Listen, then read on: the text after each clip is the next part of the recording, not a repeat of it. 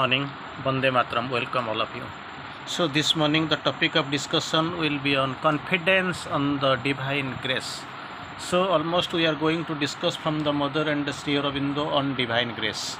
So when so far this faith, trust and confidence are concerned, faith, trust and confidence are concerned, already we have discussed in different ways, different formats. We have discussed on divine grace. Today we are going for another format. From the another angle we are going to analyze the topic in a very lucent way, very interesting way, as this has been showcased. Of course it has been displayed by the Mother and the Master. So both the writings we will try to quote from both Mother and the Master on this divine grace. Topic of discussion will be interestingly confidence in the divine grace. So let us first quote the thing. Already we have heard that grace is not an invention, it is a spiritual experience. Already we know in Sanskrit krupa means kru, that kru dhatu in means you have to do, and pa means you have to get. So it depends upon how proportionately how you work and how you move, proportionately you will get the krupa and the divine grace. And if once your this is the, sometimes we ask what really we are going to do, and so that we can achieve something. But how it is, how this krupa, this divine grace acts. Sri Aurobindo tries to explain beautifully, very in a very lucid way. Sri Aurobindo tries to explain us spiritual. The grace is not an invention; it is a spiritual experience. It is not an invention. You have not to frame up your mind. You have to, of course, activate your mind, move your mind. You have to train your mind. Nothing is required like this. It is just a not an invention. It is a spiritual experience. As long and as you are gaining the experience, proportionately the krupa or divine grace will come to you. Again, Sri Aurobindo has another view, of course. Grace and charm and tenderness flow out from her like light from the sun. We know round the clock 24 into 7 that light and heat, it is actually getting emerged from the sun. Like the light is coming from the sun, thus three things are coming continuously, ceaselessly, and from the Mother: grace and charm and tenderness. So it is a very auspicious moment for us. It is a very a remarkable moment for us to analyze the divine grace. First, we'll start from the Mother, then we'll go a little bit to the Mother's Sri Aurobindo's writings. So far, this divine grace is concerned. The Mother has quoted, the divine has sent the grace. Divine has sent the grace into the earthly atmosphere in order to protect it. So far this protection is concerned, it is likely this is not at all protected. This earthly atmosphere, this earth is not at all prepared. It is not at all protected. To protect it, divine has sent his grace into the earthly embodiment, earthly atmosphere. Again, Sri Aurobindo quotes, sometimes every time that grace is coming, but thing is that it is the human intellect, human mind that actually comes as a barrier. It resists. So the thing is that we must be ready.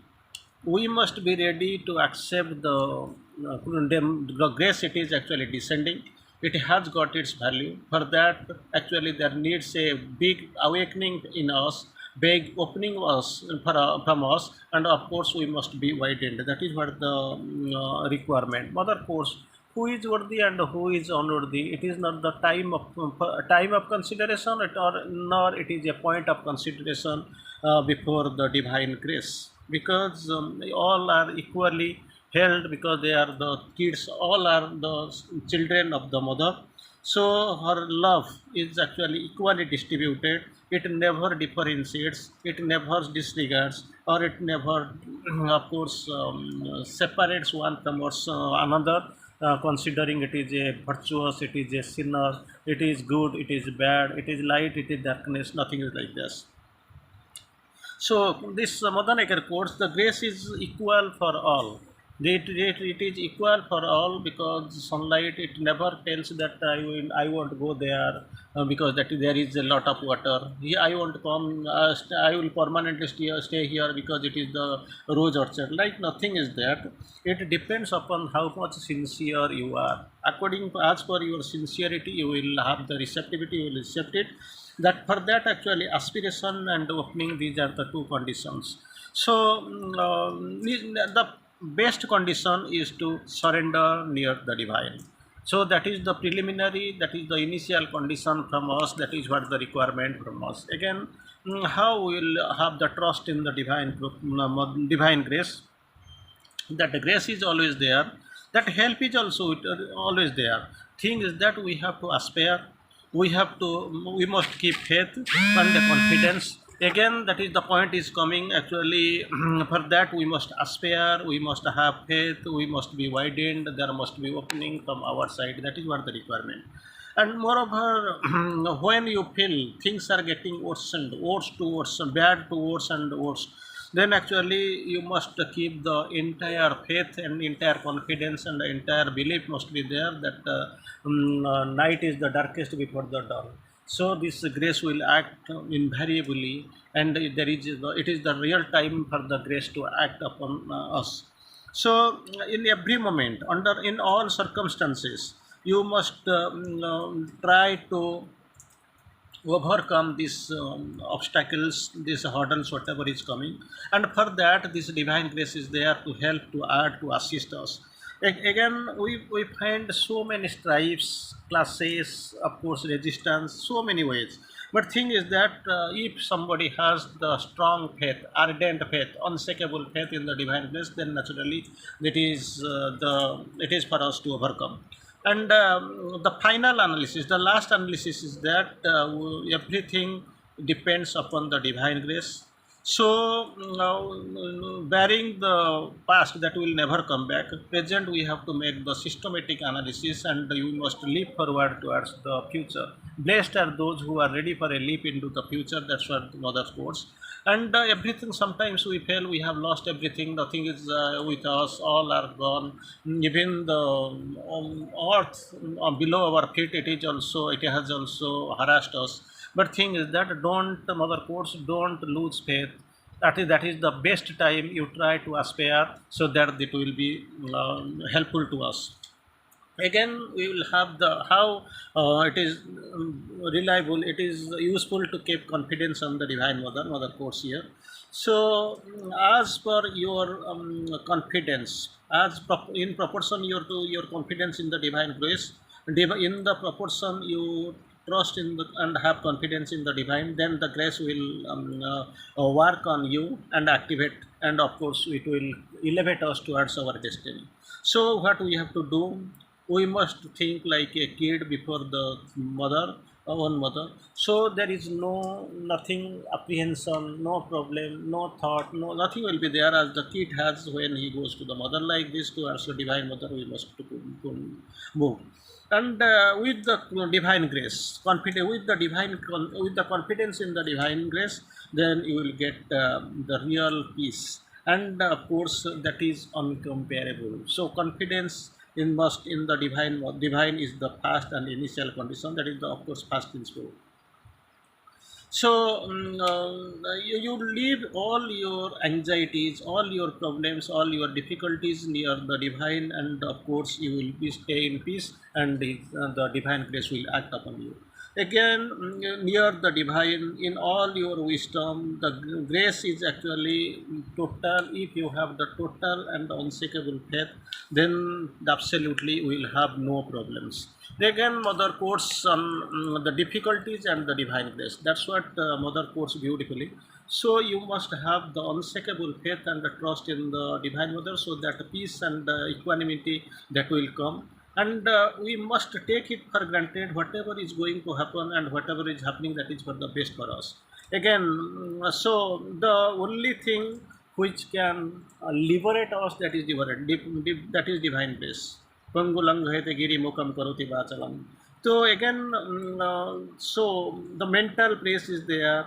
You have pain and suffering, you have got your anxiety, but the thing is that when the sovereign and unchangeable divine grace is coming, then before it everything actually bows head and the problems are over, they get eliminated. Again, whatever the burdens are there, whenever there is actually, you have got your own bandhan and all. So, and this inconscience, only that it is the divine grace which can liberate us, which can free us from all the bondage. Again, Mother quotes, so this peace, universal peace, it is accepted throughout, and of course it is actually admitted through our divinity. But thing is that this progress, this spiritual progress is actually lovable. Of course it is very inspiring for those who have got the intense aspiration for it. Again, so whenever something wrong happens, Mother quotes, you sit and repeat my name, ma, ma, ma, ma, ma, like this. When in life you face any difficulties, any accident, then you have to rely on the divine grace. That is the best way for of the divine of your of surmounting the difficulties. So people must trust, people have the faith, and they must know what really this divine grace means. If it is once known, then their life will be colorful and life will be sweet. So, naturally, for the spirit siddhi, then there is needed two things. One is your aspiration, second is opening, and of course, latter stage you have to go for the widening. And with this only, this grace will act, and you will surmount all of your difficulties. So the objective is that we must get unified with the divine, and finally the manifest the divine. That is what the true intention of our God.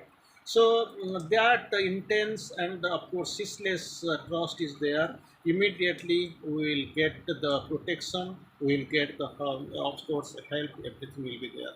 So let us quote a few lines from Sri Aurobindo's writings on grace, how he is actually trying to explain.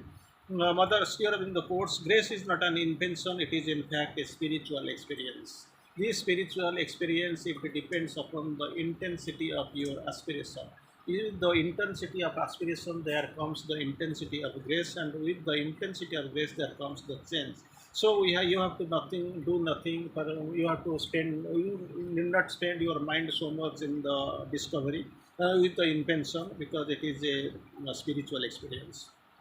Student again quotes, strength if it is spiritual is the power of spiritual realization. Strength if it is spiritual is the power of spiritual realization. A greater power is the sincerity, the greatest is the grace. Initially here in the course, strength if it is spiritual is the power of spiritual realization. Great, that is great. Greater is the power of sincerity, and the greatest is the grace. Again, still in the quotes beautifully. The divine grace is an action from above or from within, independent of mental causes. Independent of the mental causes, it acts action from above or from within. It is actually independent of the mental causes, which decides in its own movement. Again, special grace of the divine is for the seekers of the divine. Special grace of the divine is for the seekers of the divine, for the others, cosmic will acting through their karma. So for others, it is cosmic will acting through their karma, but the special grace of the divine is for the seekers of the divine. So naturally, you are at the driver's seat. You have got a very pleasant opportunity to progress. Divine grace and power can do everything, but with the full assent of the sadhaka. That's what you have to be open, you must recognize, you must identify, you must actually call, you must be able to authorize it. That is what assent it. Supreme grace will act only in the conditions of the light and truth. These are the whole condition. It will act in the conditions of the light and truth. Both are of course, capital letter. So more one develops in psychic, the more it is possible for the grace to act. From the initial moment till hours, till the getting the updated moment till now, we are acquainted with the same meaning. The more one develops in psychic, the more it is possible for the divine grace to act. If you open yourself in one side, but another side you actually constantly opening the gates to hostile forces. This is actually by way. One way you are calling the divine grace, another way it is open to the hostile forces. Then it is vain to expect that the divine grace will abide with you. If each time the power intervenes and brings in the truth, power comes, intervenes, but actually what you do, you turn your back on it and call in again the falsehood that has been expelled. Then actually it is difficult. You must not blame for the divine grace for failing you, but the falsity of your own will and the imperfection of your own side. A part of the being surrender, but another part reserve itself, follows its own way, makes its own conditions. Very difficult. So it has to be unilaterally, wholeheartedly, integrally, it has to be surrendered, and not the partially surrender, another part reserves to the hostile forces. If not, then each time that happens, you are yourself pushing the divine grace away from you. The more complete your faith, sincerity, and surrender, the more will grace and protection be with you. Few are very interestingly now everything Sharon has quoted everything, showed everything, but anything it has got a man's loophole has been well indicated by the master. The more again, few are those from whom the grace withdraws, but many are those who withdraw from the grace. Mother's quotation we can remember. Man has got the freedom to withdraw from the divine. Of course, they do it, but the God to have the God to withdraw from the man or from the seekers, it is impossible. God's grace is more difficult to keep, to have or keep than the nectar of the immortals. Nobody knows what is nectar, what is immortality. Very difficult for them, but actually God's grace is difficult to keep and have it. The grace of the Divine Mother is the sanction of the Supreme. That's what you must realize, you must be interested, you must know. The grace of the Divine Mother is the sanction of the Supreme. So once you can quote the Mother has quoted, somebody is writing a letter, Mother, I am going to get married, bless me. Mother writes with love and blessings. After some time, another letter comes. That is also same thing. I am going to get married for the second time. You send your blessings. Mother says it is with love and blessings. Then after sometimes third letter comes, same matter. Subject matter is almost same. I am going to marry for the third time. Please send your blessings. Mother quotes with love and blessings. Then this the carrier of the letter, who is actually carrying the letter to the mother, his her personal secretary, and of course she actually trembles back. Mother, what you are doing here? Same person, same letter, same type of letter. Within a couple of days, maybe thrice is getting married, and you are sending your blessings and all. Mother quotes, you can imagine the problem of the mother. I am the mother. My intention it is there of my rebirth, of course, in descent. After my purpose of incarnation is to love and to send blessings. I have nothing to do. This is what I have come to do. Just imagine this is the mother and this is the her divine grace. Mother then quotes the difference between knowledge and ignorance is the grace of the spirit. Very interestingly, Mother tries to explain in her one word, a single word, the difference between knowledge and ignorance. Knowledge is capital K and ignorance is capital I. So, what is the difference? Somebody know, in most of the time we keep asking the same question, and of course we get the very minutest observation, observed answer. That is the grace of the spirit. That's what we must remember. We must recall. We must try to follow. So here concluding and of course the here in the course, strength is all right for the strong. For the strong, they have got the strength, that is all right. But the aspiration and grace answering to it is not altogether meets. strength for the strong. That is actually it is a good term. Of course, it is right for him. But thing is that aspiration and grace answering to it. Two things Mother quoted: aspiration and grace answering to the strength is not altogether on which it has got its first value. Of course, it has got its great value. They are great realities of the spiritual life. So, considering and capitalizing and carrying out the spiritual life, when we lead the spiritual reality life, the great realities are, of course, aspiration and grace along with the strength.